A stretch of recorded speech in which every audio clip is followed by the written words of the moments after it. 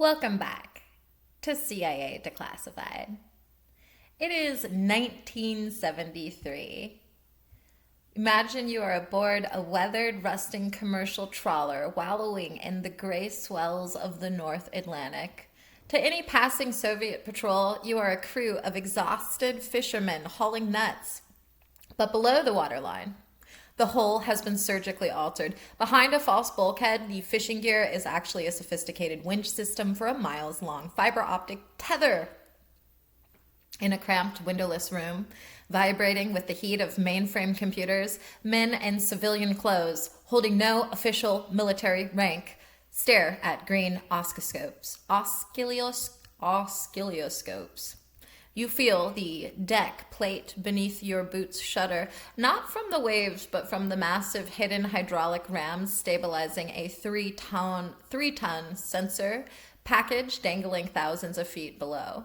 The air in the tech bay is a thick, humid soup of recycled oxygen and the sharp smell of metal. You watch a drop of condensation roll down a rack of classified signal processors, landing near a coffee mug that's been taped to the desk to keep it from sliding.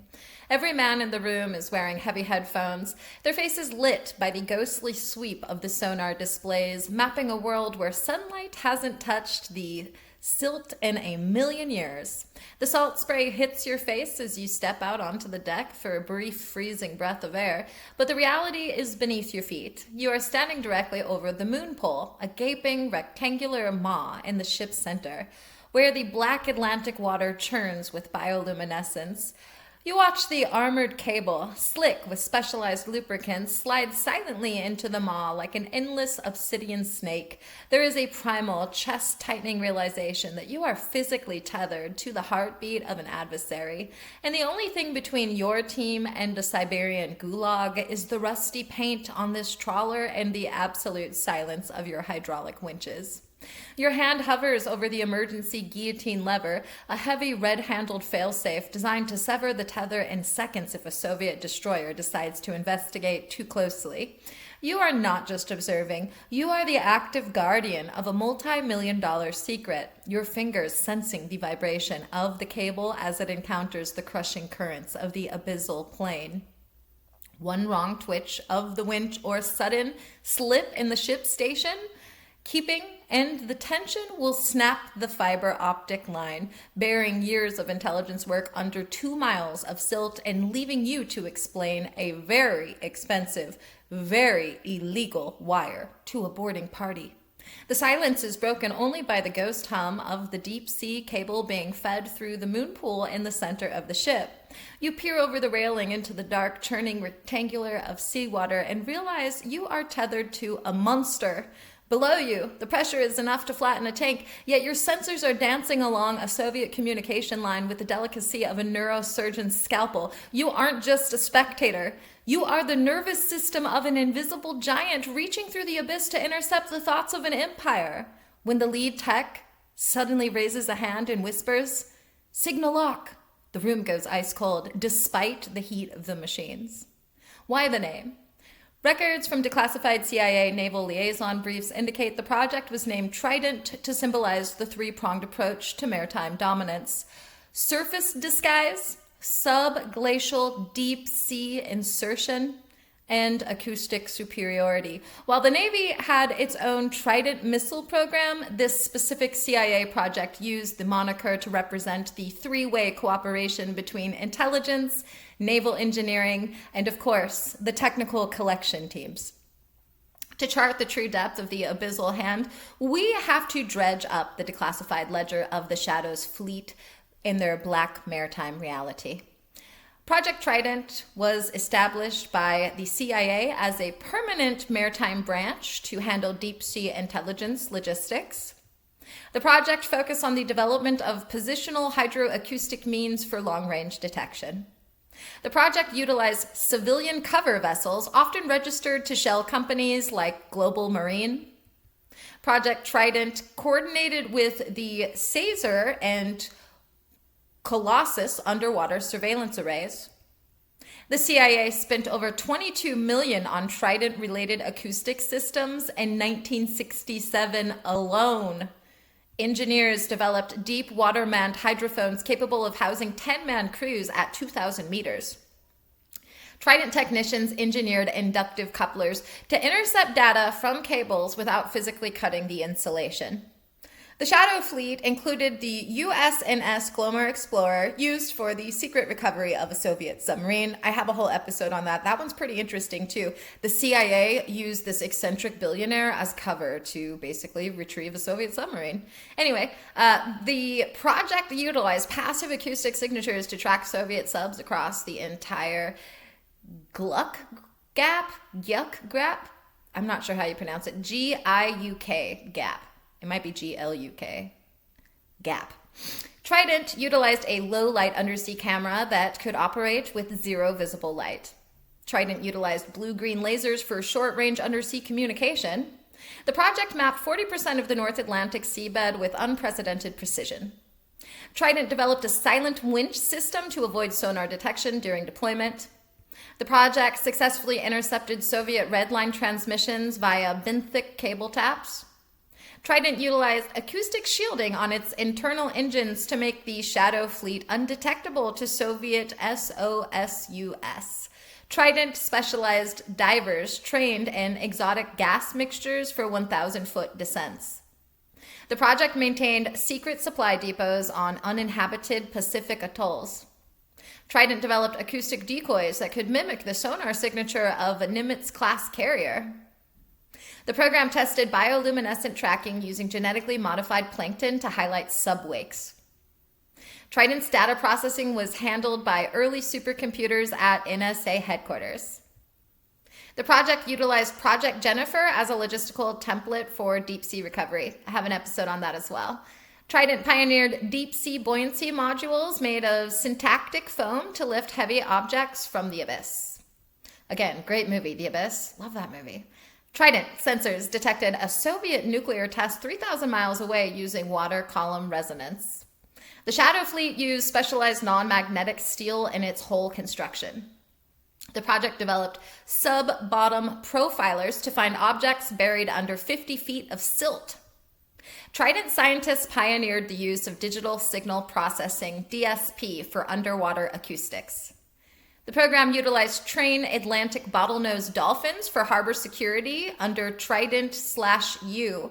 And also, I have plenty of episodes on that. Keep in mind, the CIA and the Navy actively use seals and dolphins and even whales. They've tried experiments with all sorts of animals, but the one thing that's declassified and has been really consistent is dolphins and seals working for the CIA and the Navy since the 70s and 60s. So that's not really too surprising and also quite fascinating to me. My favorite whale is the humpback. Anyway, back to the facts for this. Trident developed self-leveling tripods to place sensor arrays on the rugged mid-Atlantic ridge. Trident used satellite-to-sea links to transmit intercepted data in real time. The project discovered the deep scattering layer effect on sonar accuracy. Trident divers used heated wetsuits powered by chemical reaction packs for long-duration cold missions. The project successfully recovered a lost U.S. spy satellite bucket from the Pacific floor. Trident utilized vibration isolation mounts to prevent machinery noise from entering the hull. The project maintained a fleet of unmanned underwater vehicles, UUVs, as early as 1974. The project mapped Soviet underwater SOSUS equivalents to avoid them. Trident developed variable depth sonar, VDS, to find subs hiding under thermal layers. The program utilized synthetic aperture sonar for photographic quality imaging of the seafloor. Trident tested thermal gradient sensors to detect the heat bloom of a submarine nuclear reactor. Trident utilized towed arrays that were over 5 miles in length. The project discovered a secret trench in the Sea of Okhotsk, I'm definitely butchering it, Okhotsk, used as a Soviet sub-hideout. Trident engineers built the first deep-sea drill for tapping into seafloor geological strata. The program used cavitation dampeners on all Shadow Fleet propellers. Trident utilized atmospheric diving suits, like the GYM suit for extreme depths. The project monitored Soviet Project 667 submarine launches from the seabed. Trident's final budget remains classified, but it is estimated to be in the hundreds of millions. The project used high-pressure nitrogen purges to clear sensor optics at 10,000 feet. Trident utilized the USNS Mizar for early acoustic testing in the 1960s. The project developed solid-state sonar arrays that were significantly smaller than previous models. Trident recovered a Soviet SS-N-6 missile from the ocean floor. The project utilized sea state compensators to keep tethers stable during hurricane-force winds. Trident recorded the cry of the deep, strange biological sounds used to mask their own sonar. The project utilized benthic landers that could stay active on the seafloor for 5 years. Trident developed whole conformal arrays to hide sensors on civilian ship bottoms.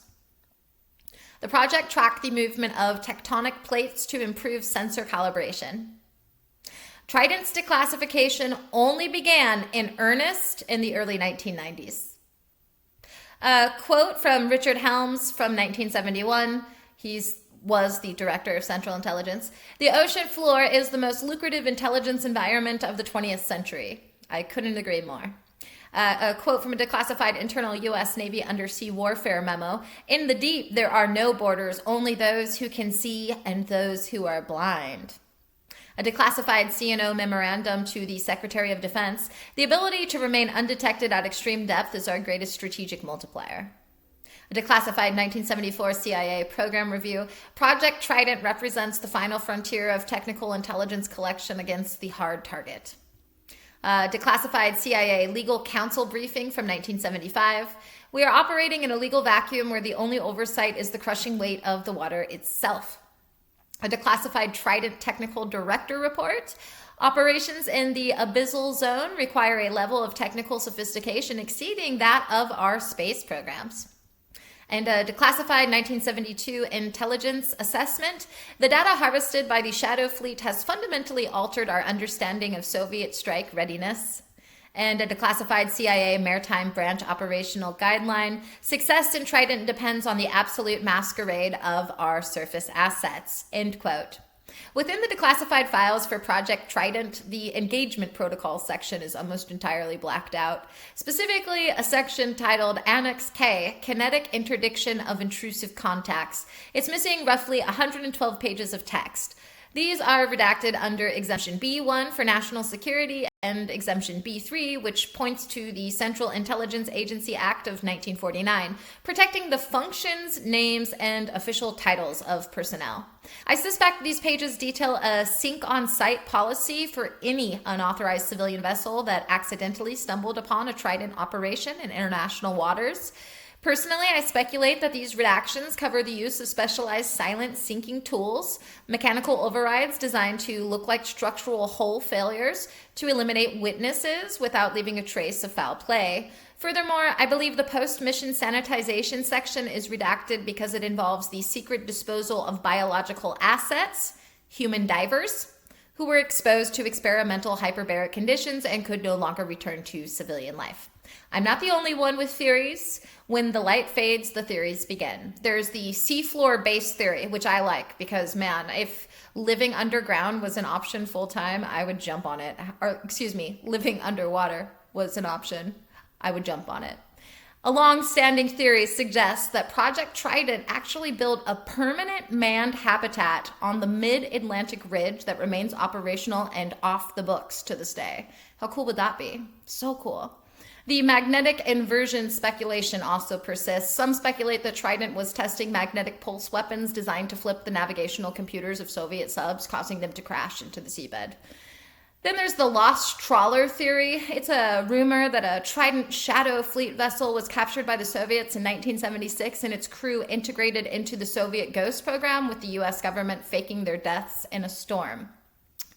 And then there is the deep sea crypt conspiracy. Some conspiracy enthusiasts believe Trident recovered something not of human origin from the Puerto Rico Trench, a non-terrestrial asset, and the entire Navy/CIA cooperation was actually a front for a secret recovery operation of alien technology. Was Project Trident a success? Tactically, it was an invisible victory. The project succeeded because it achieved the impossible. It turned the vast empty ocean into a transparent room. By successfully placing taps on Soviet cables and tracking acoustic signatures that the Soviets thought were undetectable, the CIA gained a 10-year lead in strategic warning. The tactical dominance was achieved through the relentless application of emerging digital signal processing, which allowed for the filtering of ocean noise to find the specific whisper of a hostile propeller. The tactical success also extended to the shadow fleet model, which perfected the art of hiding in plain sight, which is the CIA's favorite thing to do. By using commercial trawlers and research ships, the project demonstrated that intelligence could be collected from anywhere without the provocative presence of a gray-hulled warship. This allowed the CIA to maintain a presence in contested waters that would have otherwise triggered a diplomatic crisis. The tactical playbook written during Trident of denial and deception, combined with extreme technical prowess, remains the gold standard for clandestine maritime work. Strategically, it was a geopolitical anchor. Trident ensured that the U.S. maintained command of the depths even as the Soviets achieved parity in nuclear missiles. It proved that black maritime operations could be conducted under the guise of commercial activity, a strategy that remains a cornerstone of modern naval intelligence. It was the strategic insurance policy that guaranteed the U.S. would always hear the launch order before the missiles ever left the tubes. Trident effectively blinded the Soviet Navy by mapping their sensors while keeping American assets shrouded in an acoustic void. Furthermore, the project forged a deep permanent alliance between the CIA and the Navy's elite engineering branches. And when I say elite, I mean very elite. Most people think that the United States Air Force has all of the cool tech. I promise you, it's the Navy through and through, and I might get in trouble for saying that. It might be classified. Anyway, this synergy moved undersea warfare from a purely military discipline into a high-stakes intelligence science. Strategically, Trident turned the ocean into a capture point for intelligence where the Soviet Union's most guarded secrets were vulnerable simply by nature of them moving through the water. It forced the Kremlin into a defensive posture, constantly chasing shadows and wondering if their most secure lines were compromised. The breakthroughs of Project Trident are the silent engines of our modern world. For instance, broadband hydroacoustic arrays. These massive high-sensitivity arrays were developed as a result of Trident's urgent need to isolate the specific whisper of Soviet nuclear submarines from the overwhelming cacophony of the ocean. Today, humanity applies this technology through modern tsunami warning systems, which utilize benthic pressure sensors and hydroacoustic nodes to detect the low-frequency rumble of the seafloor before a wave strikes. The military applies this through the latest generation of passive sonar on Virginia-class submarines, allowing them to track targets while remaining completely silent. The intelligence community utilizes this technology for sanction enforcement, listening for the unique acoustic fingerprint of ships involved in illegal oil transfers or smuggling. Deep sea robotics and tethers. This technology emerged from Trident's requirement to manipulate delicate intelligence equipment miles below the surface via armored fiber optic control lines that had to withstand crushing pressure. Today, humanity applies this through deep sea oil and gas exploration using ROVs to maintain energy infrastructure that would be unreachable by humans. The military applies this through mine countermeasures using autonomous drones to find and neutralize seafloor mines without risking a ship. The intelligence community utilizes it for seabed reconnaissance using highly maneuverable tethers to inspect and potentially tap the modern fiber optic cables that carry 99% of global internet traffic. Acoustic signature fingerprinting. Trident pioneered the use of digital signal processing to isolate and catalog the unique hum of individual ships, turning noise into a biometric identification. Today, humanity applies this to whale migration patterns, where researchers can identify specific animals and track their health across oceans by their vocalizations. The military applies this to target motion analysis, TMA, providing the precision necessary for modern torpedo guidance systems to distinguish between a target and a decoy. The intelligence community utilizes this for automated maritime surveillance, using a global network of sensors to instantly alert when a vessel of interest leaves port based purely on its acoustic output. Clandestine commercial cover. The Shadow Fleet model. The Shadow Fleet was the result of Trident's invention of policy regarding the use of civilian shell companies and front vessels to conduct state-sponsored intelligence gathering. Today, humanity sees this applied in the global shipping registry, where transparency initiatives struggle against the very methods Trident perfected for masking ownership.